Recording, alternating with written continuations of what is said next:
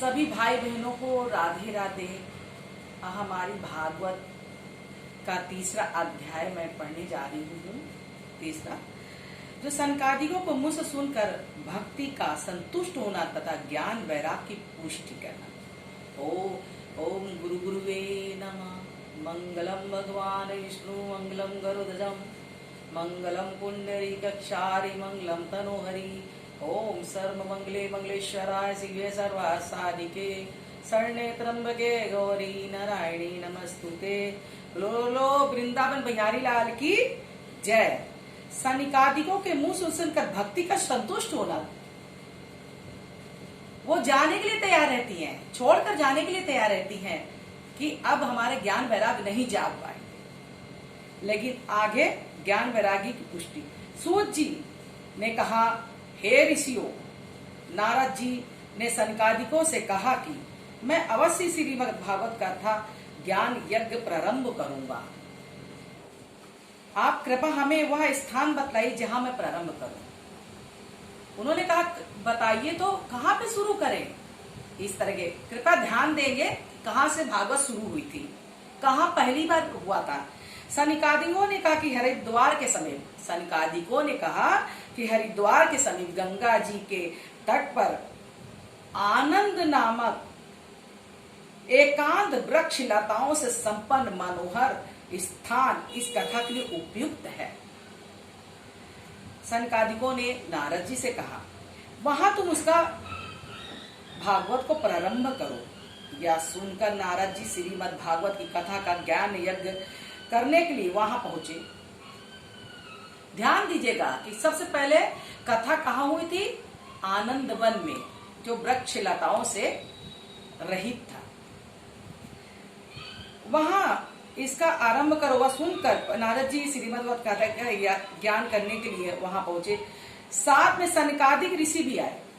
वहां पे उनके नारद जी के साथ में भी आ गए। इस यज्ञ का समाचार सर्वत्र फैल गया। इस समाचार के पहले पूरे संसार में फैल गया। अतः इससे सुनने के लिए भृगु ऋषि है कौन? वो ब्रह्मा जी के पुत्र हैं। आदि ऋषि वेद वेदांत आदि शास्त्र ज्ञान, आदि नदियां, पुष्कर, आदि सरोवर, दंडक आदि वन अपने अपने दिव्य स्वरूप धारण कर कथा सुनने के लिए आए। सभी देवतागण, जितनी नदियां थी और पुष्कर, सरोवर, दंडक जितने थे, वो सब मानव के रूप में उपस्थित हुए। जब इस कथा के प्रारंभ में शंख ध्वनि हुई तो आकाश से पुष्प वर्षा होने लगी। देवता लोग जो है ऊपर से पुष्प वर्षा करने लगे, फूलों की वर्षा करने लगे। प्रारंभ में सनकादिक ऋषियों ने कहा कि इस पुनीत श्रीमद् भागवत के 12 स्कंद 18,000 श्लोक हैं। कितने हैं? 12 स्कंद और 18,000 श्लोक हैं। जहां यह कथा होती है वह स्थान तीर्थ बन जाता है। तो हम ये कहना चाहेंगे, आप लोग भी अपने घर में इस कथा को करिए। अगर कोई न मिले तो अपने से ही पढ़िए, इस कथा को करिए, धर्म का प्रचार करिए। हजारों अश्वमेध यज्ञ और सैकड़ों वाजपेयी यज्ञ श्रीमद् भागवत कथा के 16वें भाग के बराबर को फलदायक नहीं है। इस शरीर में पाप तभी तक बसता है जब तक श्रीमद् भागवत का कथा ना सुन ले। तो ओम नमो भगवते वासुदेव इस मंत्र के आधे या चौथाई भाग के भी जपने से उत्तम गति प्राप्त हो जाती है। इस कथा के लिए कोई समय निश्चित नहीं है, किंतु कली के चित्रवृत्तियां अधिक काल तक रोकी नहीं जाती। काल सबको बहका रहा है, सबकी चित्रवृत्तियां मतलब सबको बहका रहा है। इस वजह से अपनी चित्रवृत्तियों को अपने आप में योग द्वारा अपने आप में रखो, ताकि ये कथा को पढ़ सके, सुना सके, कह सके, इसको कंठस्थ कर सके। इसलिए चित्रवृत्तियों को होना बहुत जरूरी है। अपने पास अपने रोकना है। किंतु कलि में चित्र विद्या अधिक काल तक रोकी नहीं जा सकती। अतः इस कथा को 7 दिन में समाप्त करना श्रेष्ठ है। क्यों कहते हैं? क्योंकि लोग की चित्रवृत्ति अपने काबू में रहेगी नहीं, अपने आप पे, इसलिए 7 दिन का ये रखा गया है। हम सबसे कहते हैं कि सब लोग कथा सुने और इस अनुष्ठान को पूरा करें और पाप से दूर हटें। अतः इस कथा को 7 दिन में ही समाप्त कर देना श्रेष्ठ है।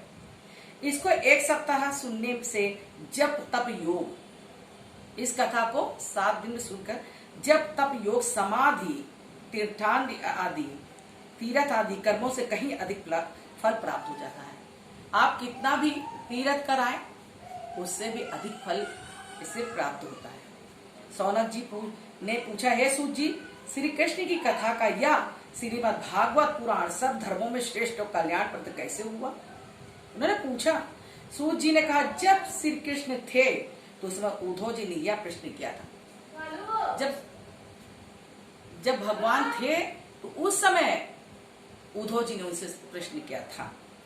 आप नरलीला समाप्त कर अपने धाम को चले जाएंगे, नरलीला समाप्त करके अपने धाम को चले जाएंगे। जब आप फिर कलि में या गौ रूपी पृथ्वी किसकी शरण में जाएगी? बच्चे किसके शरण में जाएगी आप बताइए? हैं? अगर आप नहीं रहेंगे तो ये जितने मानव है पीड़ित रहेंगे, किसके पास जाएंगे? यह प्रश्न सुनकर कृष्ण जी चुप हो गए, अपने तेज को श्रीमद् भागवत में स्थिर कर अंतर्ध्यान हो गए। इसलिए उन्होंने खुद कहा कि मैं श्रीमद् भागवत में अंतर्ध्यान हो गया हूँ, जो भी पढ़ेगा मैं मिलूंगा, उसे पाप से मुक्त कर दूंगा। सूत जी ने कहा, नारद जी के श्रीमद् भागवत के ज्ञान यज्ञ को 1 सप्ताह में समाप्त करने का जैसे ही निर्णय किया गया, 1 सप्ताह में समाप्त करने का जो निर्णय है, वैसे ही भक्ति पुत्रों ज्ञान और वैराग के साथ आकर यज्ञ में उपस्थित हो गई। कौन आ गया? ज्ञान और वैराग भक्ति के साथ उपस्थित हो गई। भक्ति उनको लेकर उपस्थित हो गई। यह देखकर सबको आश्चर्य हुआ। आश्चर्य भक्ति ने नम्रता पूर्वक प्रेम पूर्वक भक्ति ने कहा, मुझे तो इस कलि ने नष्ट कर दिया था, हाँ, किंतु श्रीमद् भागवत की कथा के इस ज्ञान यज्ञ ने फिर मुझे जीवन प्रदान किया है।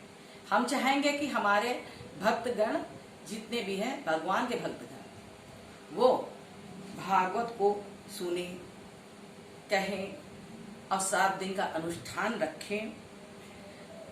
ज्ञान यज्ञ ने मुझे जीवन प्रदान किया, जैसे भक्ति माता ने कहा वैसे आपको भी प्रदान करेंगे। इसी बातों से मैं बोलो, श्री कृष्ण गोविंद हरे मुरारी, हे नाथ नारायण वसुदेवा। वृंदावन बिहारी लाल की जय।